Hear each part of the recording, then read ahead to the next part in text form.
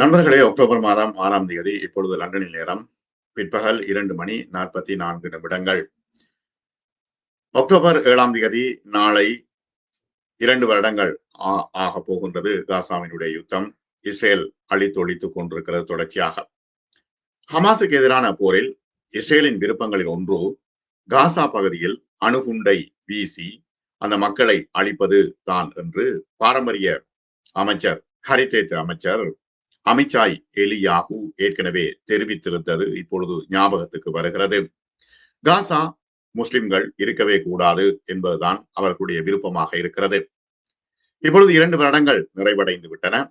காசா அமைதி பேச்சுவார்த்தையின் நிலைமை என்ன என்பது தொடர்பாக நாம் இன்று விரிவாக பார்க்கலாம். தாக்குதல்கள் மூலம் 24 பேர் கொல்லப்பட்டிருக்கிறார்கள் நேற்று. அதனைத் தொடர்ந்து போரை முடிவுக்கு கொண்டு வர இஸ்ரேல் மற்றும் ஹமாஸ் விரைவாக நகர வேண்டும் என்று ட்ரம்ப் தற்பொழுது கோரிக்கை விடுக்கிறார். பேச்சுவார்த்தை நடைபெற்றுக் கொண்டிருக்கிறது எகிப்தில். அமெரிக்க அதிபரின் 20 அம்ச திட்டத்தை 2 தரப்பினரும் மதிப்பாய்வு செய்யும் பொழுது எகிப்து பேச்சுவார்த்தைகளை நடத்தி கொண்டிருக்கிறது.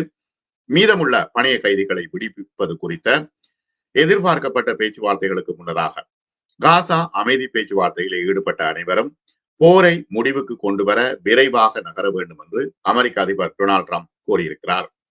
முற்றுகையிடப்பட்ட பகுதியிலே மோதலை நிறுத்துவதற்கு அமெரிக்காவும் இஸ்ரேலும் கடந்த வாரம் 20 அம்ச திட்டத்தை முன்வைத்ததை தொடர்ந்து எகிப்து திங்கட்கிழமை அன்று 2 தரப்பினருக்கும் இடையே பேச்சுவார்த்தைகளை நடத்தி கொண்டிருக்கிறது. ஹமாஸ் அனைத்து பணைய கைதிகளையும் நிராயுதபாணியாக்கி விடுவிக்க வேண்டும். அமெரிக்கா மற்றும் முன்னாள் பிரிட்டிஷ் பிரதமர் டோனி பிளேயர் தலைமையிலான ஒரு இடைக்கால அதிகாரத்தை உருவாக்க வேண்டும் என்ற கோரிக்கைகளும் இதில் அடங்கி இருக்கின்றன. ஹமாஸ் அனைத்து பணைய கைதிகளையும் விடுவிக்க வேண்டும். அமெரிக்கா மற்றும் முன்னாள் பிரிட்டிஷ் பிரதமர் டோனி பிளேயர் தலைமையிலான ஒரு இடைக்கால அதிகாரத்தை உருவாக்க வேண்டும். ஆயுள் தண்டனை அனுபவிக்கின்ற 250 பலஸ்தீனியர்கள் விடுவிக்கப்படுவார்கள். காசாவில் தடுத்து வைக்கப்பட்டுள்ள எல்லோரும் விடுவிக்கப்பட வேண்டும். ஒவ்வொரு பணைய கைதிக்கும் 15 பாலஸ்தீனியர்கள் உடல்களை திருப்பி அனுப்புவதாக இஸ்ரேல் தெரிவித்திருக்கிறது. இது தொடர்ச்சியாக நடைபெற்றுக் கொண்டிருக்கும் சூழ்நிலையில் இப்ப நாளை இந்த யுத்தத்தினுடைய 2 வருட பூர்த்தி வருகிறது. ஆகவே ஹமாஸை முழுவதுமாக அழிக்க வேண்டும், காசாவை இல்லாமலாக்க வேண்டும், அணுகுண்டு வீசியாவது காசாவை இல்லாமல் ஆக்க வேண்டும் என்று அமைச்சர்களுடைய மனநிலை இருப்பது எவ்வளவு பெரிய கொடூரமான விஷயம் என்று பாருங்கள்.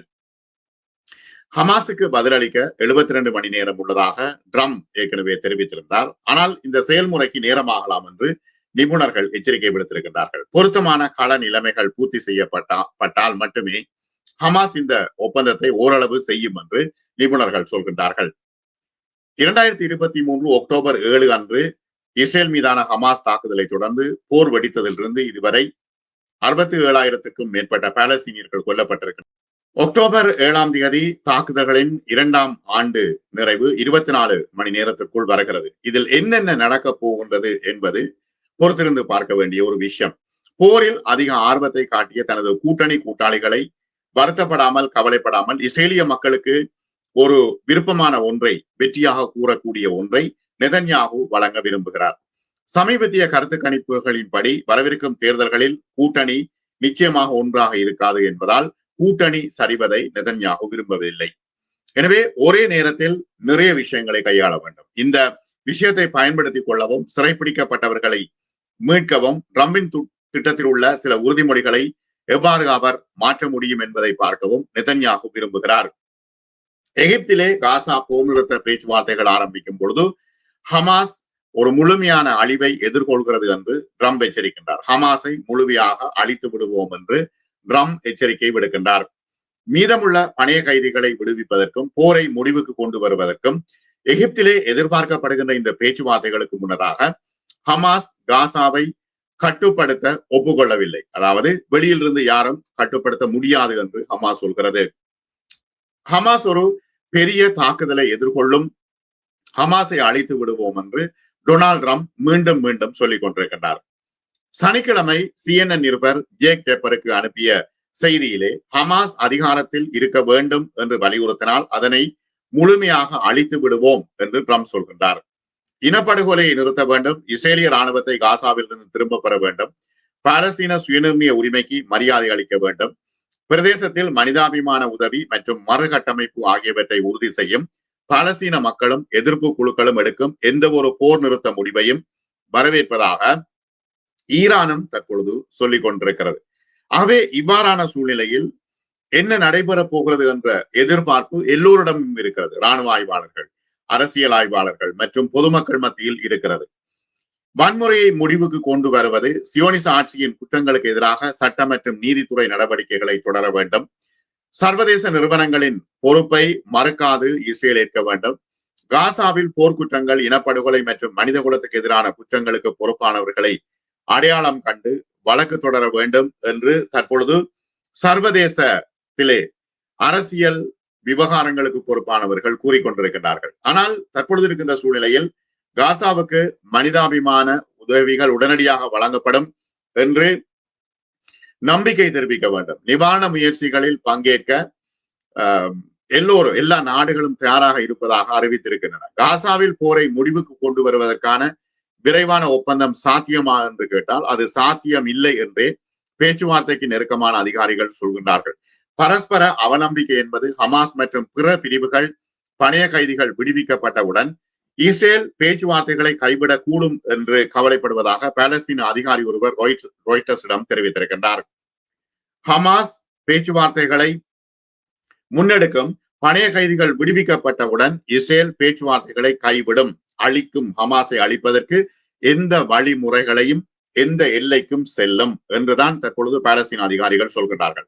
பணைய கைதிகள் பரிமாற்றத்தின் கள நிலைமைகள் மற்றும் வழிமுறைகள் குறித்து ஹமாஸ் பிரதிநிதிகள் சொல்ல முடியாமல் இருக்கிறது. ஏனெனில் தொடர்ச்சியாக குண்டுவீச்சு, இராணுவம் நிற்கிறது.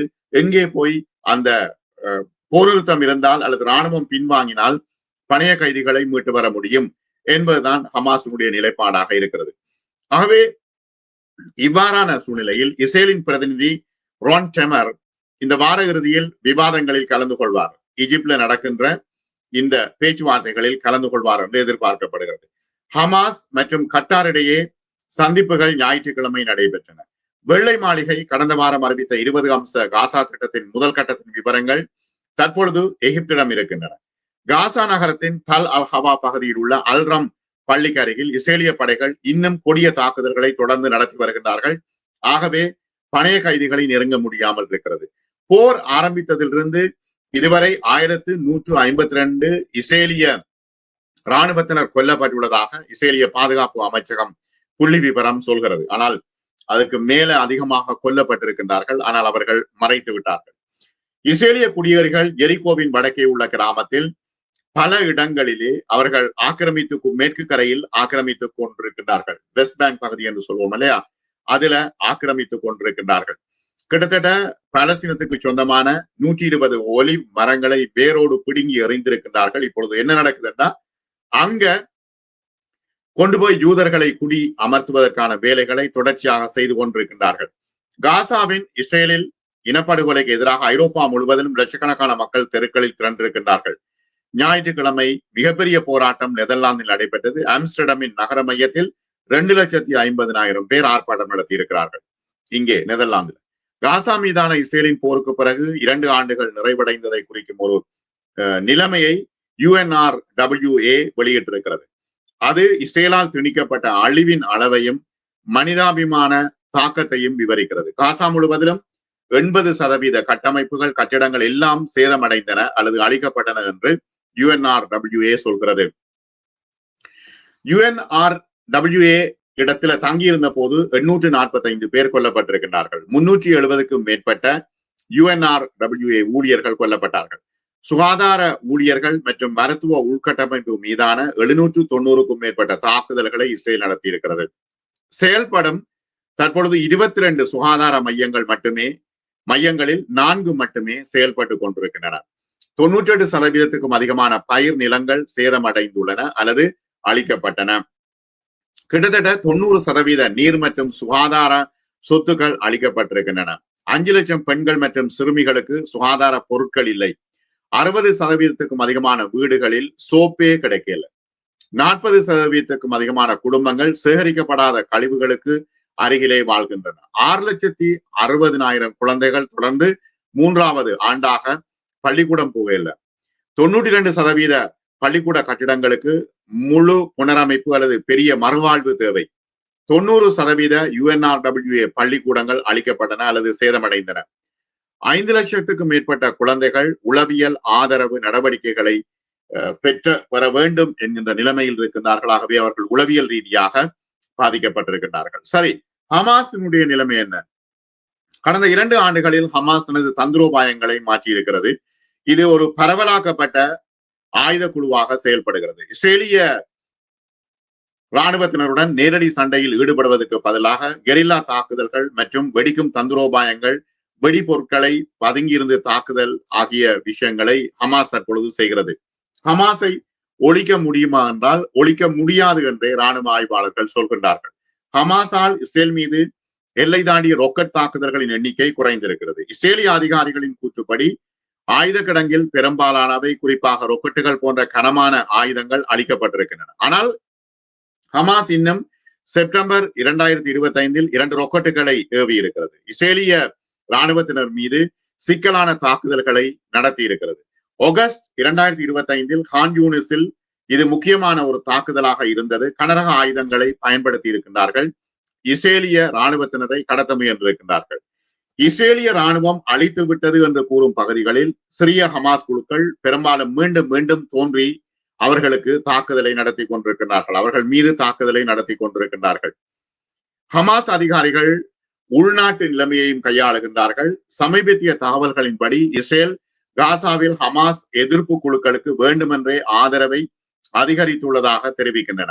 ஹமாஸை முற்றிலுமாக ஒழிப்பது சாத்தியமில்லை என்றும் அந்த குழுவை பலவீனப்படுத்துவது இஸ்ரேல் அடையக்கூடிய முழு வெற்றிக்கு மிக நெருக்கமான விஷயமாக இருக்கலாம், ஆனால் அது முடியாத காரியம் என்றும் பல அரசியல் ஆய்வாளர்கள் சொல்கின்றார்கள், இராணுவ ஆய்வாளர்கள் சொல்கின்றார்கள். ஹமாஸ் நேரடி மோதலை விட உயிர் வாழ்வதற்கு முன்னுரிமை அளித்திருக்கிறது என்பதுதான் இப்பொழுது பார்க்கப்பட வேண்டிய முக்கியமான விஷயம் என்று இராணுவ ஆய்வாளர்கள் சொல்கின்றார்கள். ஹமாஸ் ஒரு சித்தாந்தம், அதனை அழிக்க முடியாது என்று சர்வதேச பயங்கரவாத எதிர்ப்பு மையத்தின் நிபுணர் ஹோன்ஸ் யாக்கோப் ஷின்லர் சமீபத்தில் தெரிவித்திருக்கின்றார். நீங்கள் ஒரு சித்தாந்தத்தை அழிக்க முடியாது, அதன் இராணுவ மற்றும் திறன்களை மட்டுமே குறைக்க முடியும் என்று அவர் குறிப்பிடுகிறார். ஆகவே தற்போதுள்ள சூழ்நிலையில் நெதன்யாவுக்குள்ள நெருக்கடியான நிலைமை, எவ்வாறு இந்த பணைய கைதிகளை மீட்டு கொண்டு வருவது என்பது. பணைய கைதிகளை ஹமாஸ் விடுவிக்க கூடாது என்பதிலும் அவர் உறுதியாக இருக்கின்றார். எனவே காசாவை முழுவதுமாக அழித்துவிட வேண்டும் என்கின்ற மனநிலையில் வலதுசாரி அமைச்சர்கள் இருக்கின்றார்கள். அவர்கள் எவ்வாறாவது காசாவை ஒரு அணுகுண்டை வீசியாவது அழித்துவிட வேண்டும் என்று சொல்லிக் கொண்டிருக்கின்றார்கள். அக்டோபர் 7 இப்பொழுது காசா யுத்தத்தின் 2வது ஆண்டு நிறைவு. ஆகவே இந்த காலகட்டத்தில் என்ன நடைபெறப் போகிறது என்பது மிகவும் பயங்கரமானதாகவே இருப்பதாக இராணுவ வல்லுநர்கள் குறிப்பிடுகின்றார்கள். மற்றும் ஒரு அப்டேட்டில் சந்திப்போம். நன்றி நண்பர்களே.